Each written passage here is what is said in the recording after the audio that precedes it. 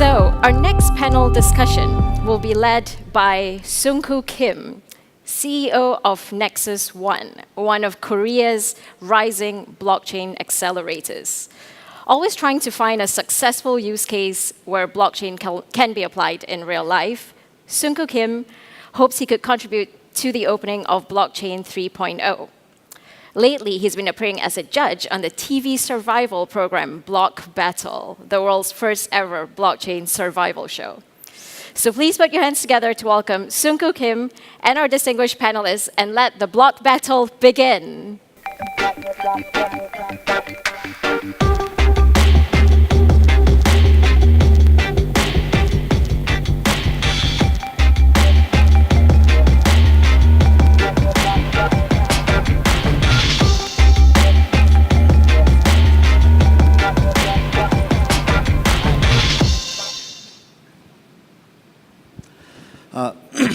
Hello, everyone, and thanks for a great introduction.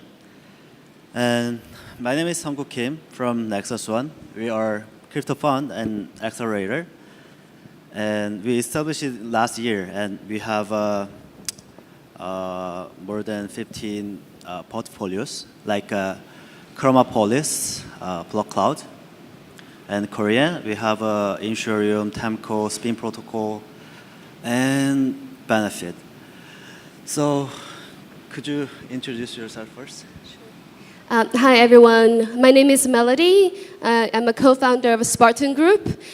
We are an Asia-based digital asset management and advisory firm.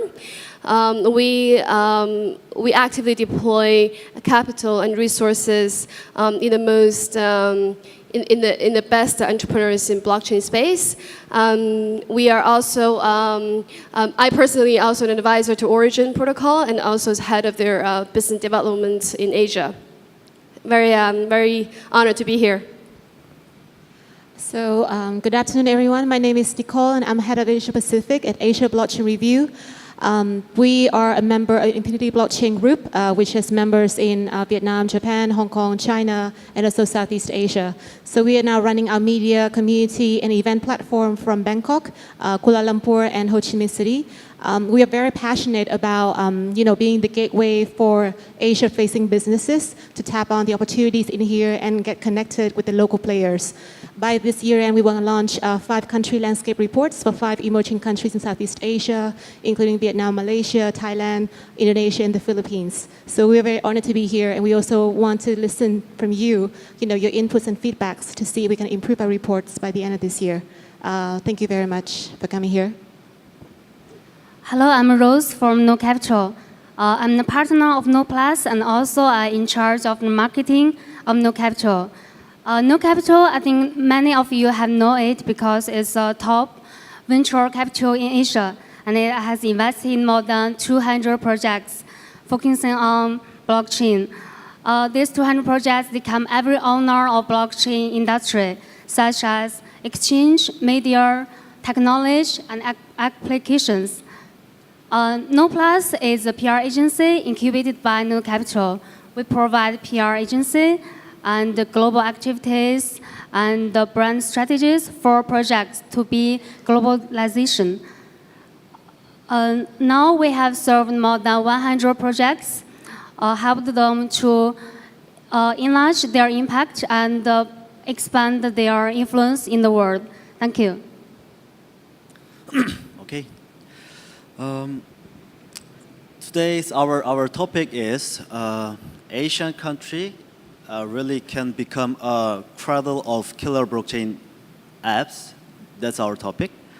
So I think to become a cradle is really important because first, matter of mass adoption.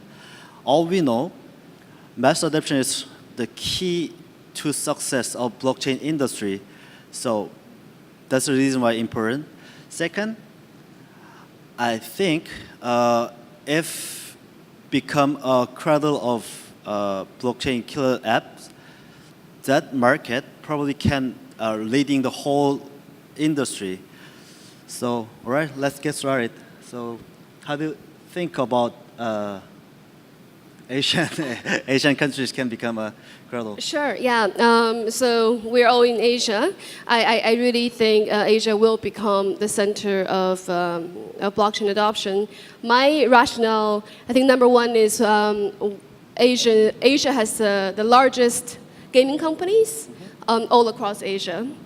We have probably the biggest online gaming or mobile gaming community or users who are very familiar with digital tokens, assets, and gamification. And secondly, Asia has the largest fintech companies, whether you think about Ant Financial, Alibaba, WeChat, Grab, or Gojek are all moving into the space. Digital money on mobile is something we're extremely familiar with and has already helped us leapfrog the traditional financial systems that are more dominant in Europe and also in the US.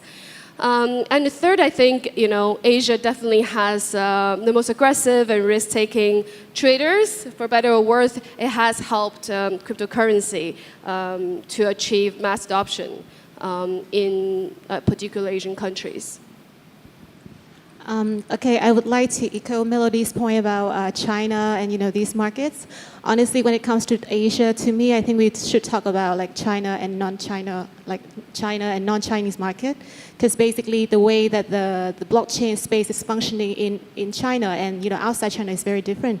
So honestly, to us, we haven't been able to touch base on China since it's a totally different market that you need a different kind of knowledge and insights to go into that group. But basically, of course, China is definitely the go-to market when it comes to fundraising and also about engaging with the consumers.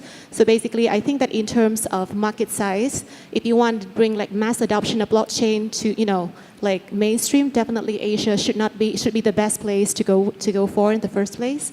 The second thing is that I think that in Asia still there are a lot of emerging economies and a lot of emerging challenges in the economies that blockchain can somehow help tackle. So because basically looking at fintech or how blockchain is disrupting the financial paradigm, a lot of these problems cannot be tackled with the existing technology. So I can see that there's a vast opportunities to tackle those kind of economic challenges and social challenges in Asia, so that blockchain can really stand out as one of the forefront technology. And last but not least, I would have to say that of course Asia still is very affordable as an operation hub for a lot of startups. I think that this is definitely within anyone's radar when it comes to running your teams. It's different from the US or other countries, but I think in here there are a lot of potentials for Asia to be one of the go-to places for blockchain startups. I think Asia is very possible to be the cradle of blockchain apps. As we can see in phone apps, because I think Asian countries, they have very background of application development. And Asia has very large population. This has a connect work effect. And this can help phone apps and blockchain apps to grow faster and developing and adapting quickly to the development. And also we can see that the blockchain apps in Asia, the business model and the applications are very diversified.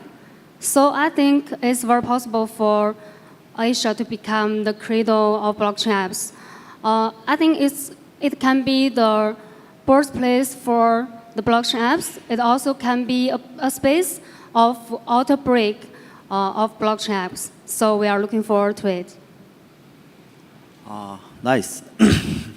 I just wonder. I really agree with Nicole's opinion. But just wonder how we different between another continents like North America and Europe.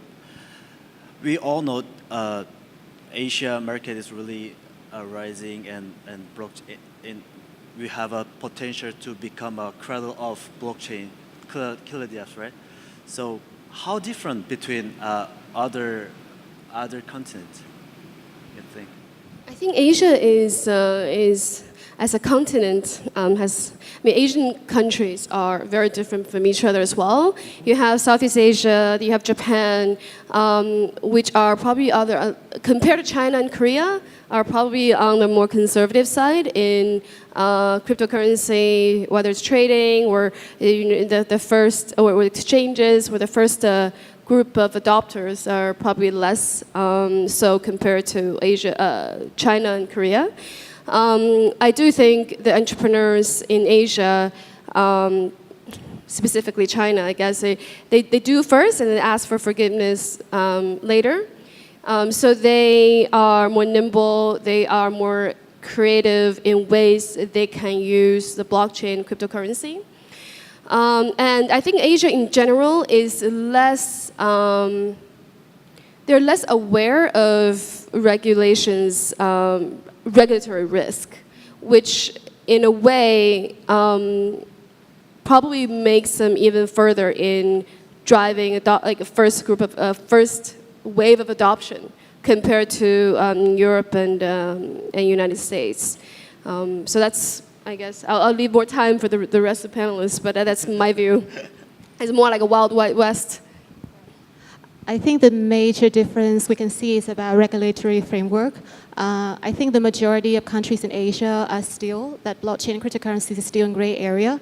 So it's not banned, like black and white. I mean, even in like, let's say India or Vietnam or even Indonesia or Malaysia, still cryptocurrency is not allowed as a payment instrument, but technically you can still do trading and exchange. So the thing is that I think that because the risk appetite varies from one country to another, plus the financial structure, like development also like is different between Asia and the US and Europe. So I mean, it's also very tricky for the regulators in Asia, just to say that, let's go all in with blockchain. I understand that that's a challenge at, a kind of regulatory framework. So basically, like we can see this kind of difference. So I think it's not only about the awareness, it's not only about, the risk appetite, but of course it has a lot of things to do with economic development. So even like for the countries that we're working on right now, like Vietnam, Thailand, for example, even within like Southeast Asia, then the financial kind of structure development is different from one country to another. So even for Vietnam, then we would not be able to issue any, kind of black and white regulations on cryptocurrency. While in Thailand, recently the SEC has announced that it's legal to do ICO in 7, cryptocurrencies, and they're also issuing a lot of other regulations around exchanges, around, like licenses for like ICO portal, that kind of thing. So I believe that yes, Asia is not homogeneous, and it also depends on the awareness, the risk appetite, and the development of of different countries. I think in United States and Europe, they have very strong background of technology and innovation. And the people in United States and Europe, they are cautious about ICO, and the regulations and policies are quite clear. The government, they protect the investors. In Asia, I think Asian countries, they lack technology and innovation. It's a little weak, but they have very strong background of the apps, the application. And also the market is very diversified. I think some investors in Asia, they lack enough experience, and some projects, they are crazy about SEO. So the protection for the investors is not perfect. So some governments in Asia, they have different attitudes. Some, they may ignore the SEOs. Some, they completely ban. In Singapore, I think the government is very open and active. So it's why we come here and attend BlockShow. So I think in the future Asia countries, they should develop more on their technology and innovation, and to work more hard to catch up with Europe and the United States. Okay. So what kind of conditions we need to become become a Cradle. Like you guys said, regulation is the first one. The second thing is the technology, right? And what is third option of to become a Cradle? Like, Sure. I think if you, I think what you mean is what kind of conditions have to be met before whether it's blockchain as a technology or cryptocurrency as an asset class or as a currency to become mainstream. I can take, blockchain technology to answer your question. I believe there are a lot of innovations are being explored in business models. But before that, I think the user experience has to be very smooth. For users, and 99% of the entrepreneurs want to build on blockchain, they have to have the right tools for them to build a user experience just as good as current centralized solution. So that includes the most basic functionalities. For example, like the project that I'm really involved with, Origin Protocol, they're building a decentralized marketplace. And I just recently spoke to an entrepreneur who has been an e-commerce operator for the last decade. I met him in China like a decade ago, and I sent him this link. I was like, hey, check it out. Like, this is a new project I'm involved with.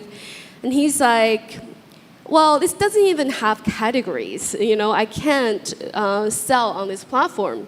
But then I explained to him, building every single functionality on a decentralized framework is so difficult. Even building the basic messenger is difficult because you don't have a centralized server. You rely on users holding their private key. How do you remove all of that user experience challenge for regular users, buyers or sellers, to create a marketplace that matches the current, the Amazon experience or the Shopify experience? We're a long, long way from that.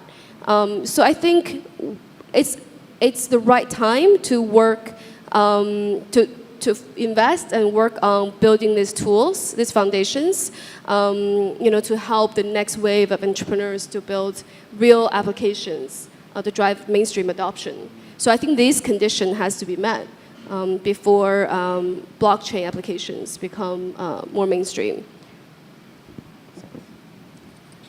So to me, I think that one of the key kind of, one of the critical kind of pillar for mass adoption is also like having more institutions in the space, through all these kind of services. So the decentralization is also an example of, some of the recent debates that we're having in this blockchain space, whether we should go fully decentralized or half centralized or hybrid.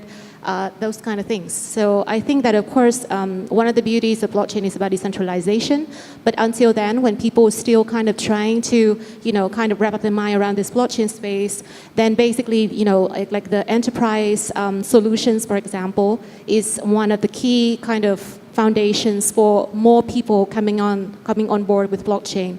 So I think that having more institutions, and also blockchain startups should also go more at enterprise, should also function more in the kind of corporate kind of level, and also targeting more kind of enterprise customer is definitely one of the very important triggers, one of the important kind of catalysts for this blockchain to grow in Asia. So that's what definitely, I think it's very hard, not only in Asia. I think that this has been kind of visible in let's say in America, in Europe, and so on. But in Asia for now, I would say that a lot of companies, a lot of startups for now, they are also going more for enterprise customers, specifically mid-sized and mid-sized and small-sized enterprises, so that they could, engage, they could also leverage their existing user base, and from then on, they can get more big corporates, in the game.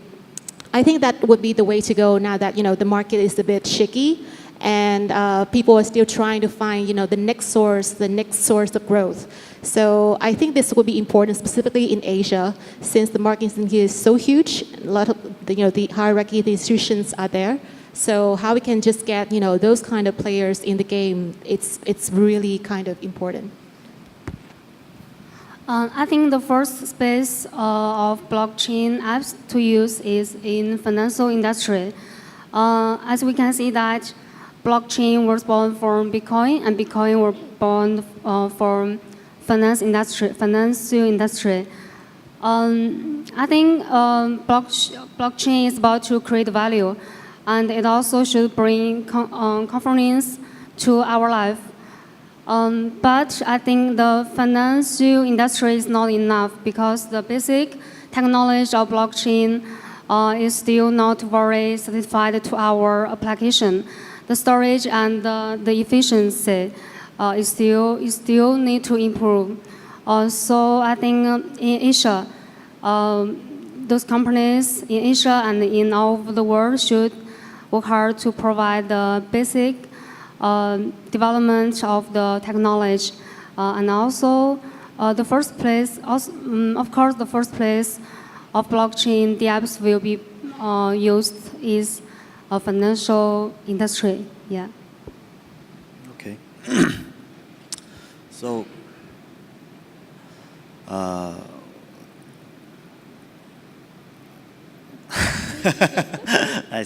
I just can you prediction of 2019? It's someone said we are really close with the mass adoption, but we're still not there yet. So how do you prediction of 2019? So. You go first or change the order? Okay, it's always really pressure to be the first one to say about this, but I will try my best. I think that in 2019, definitely we will see less players, less hype, hopefully less scams. And then, as I said, I think we would see more institutionals joining the space, and also kind of more, enterprise level blockchains is going to expand, a bit in this year. I think we can see one of the recent trends of stablecoins. Everyone is going for stablecoins, like institutions, governments, and so on. There's so much hype about it. I mean, it's got to be something like blockchain at the preliminary stage, where people are just kind of so hype about a concept, and then we still need to have a lot of ACID tests just to see if it works. I see that stablecoin, of course, one of the efforts, of blockchain startups to bring this blockchain more, closer to the audience, where we can provide more stability to the currency and also provide more liquidity and transactionability to this blockchain and cryptocurrencies. So I mean, here and there we can spot out some kind of trends ongoing, but I think that next year is going to be the year of the regulators and institutions, definitely, because yes, that's going to be like the next triggers for blockchain growth in 2019.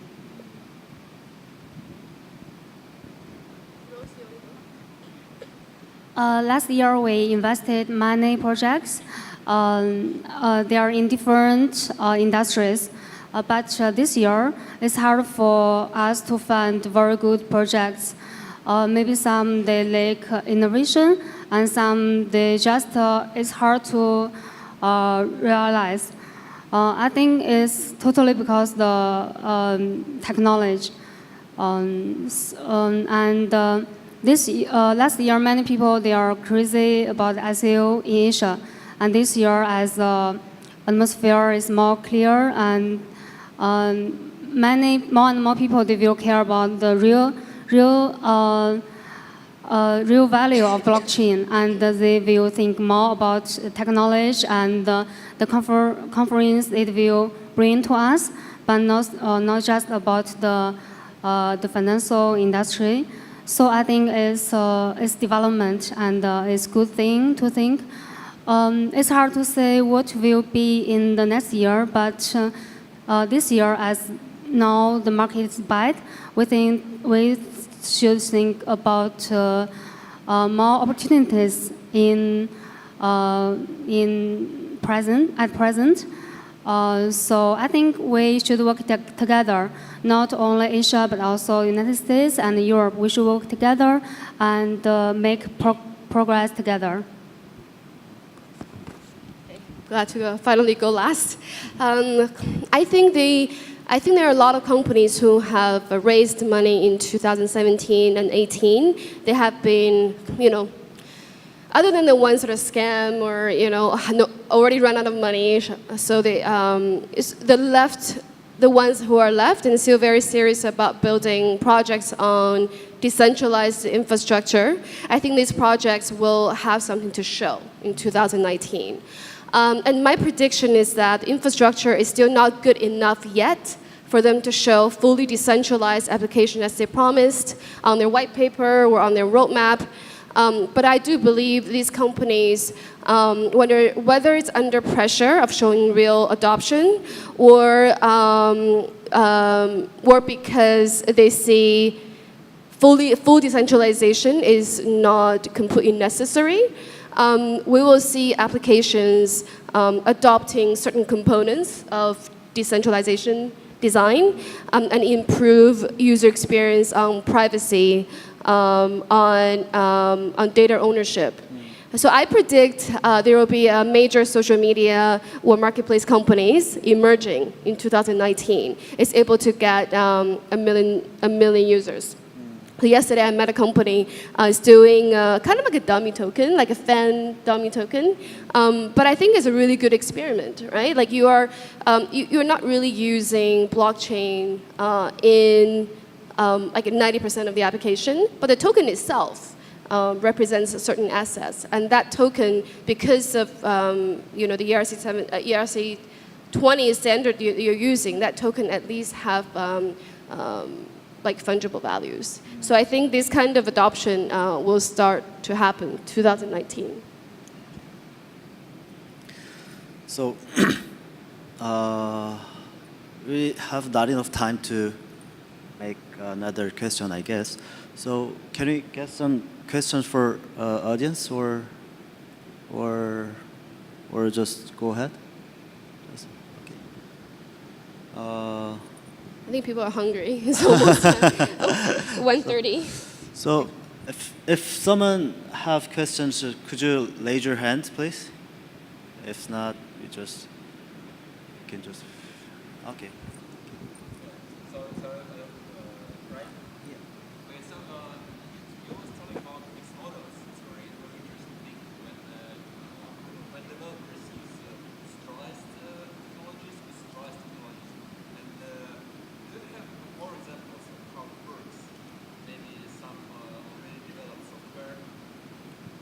Yeah, sure. I think the question is about when developers develop an application, the one they choose between centralized solutions or decentralized solutions. Have we seen any, I guess, cases that people choose decentralized components, mixed components? I think there are certain exchanges. Let's take an example of Ethereum, right? Spartan, we actually do a lot of research on different applications across different industries. One thing we looked a lot at is Exchange, because Exchange is probably one of the first real applications that have real users. So one of the areas we looked at a lot is decentralized exchange, because we like the idea, of decentralized exchange. But we clearly see there's lack of adoption. So one of the examples I saw, I thought was quite interesting, is Ethereum.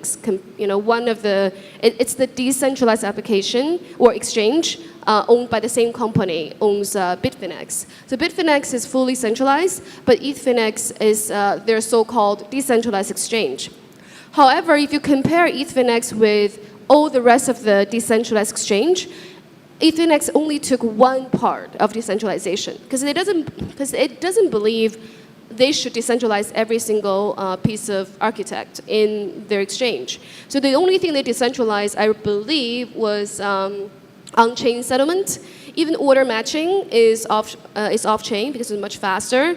Private key is held on exchange. Sorry, the private key is held on exchange, so it's also centralized. Versus all the rest of them, which is trying to be as fully decentralized as possible. And Ethereum is probably has the highest volume in the so-called decentralized exchange. Yeah. Maybe. Any other questions? Any questions? I'm ready with the box. All right, if there are no questions, thank you very much. Thank you. Can we have a big round of applause for our beautiful and our brilliant panelists?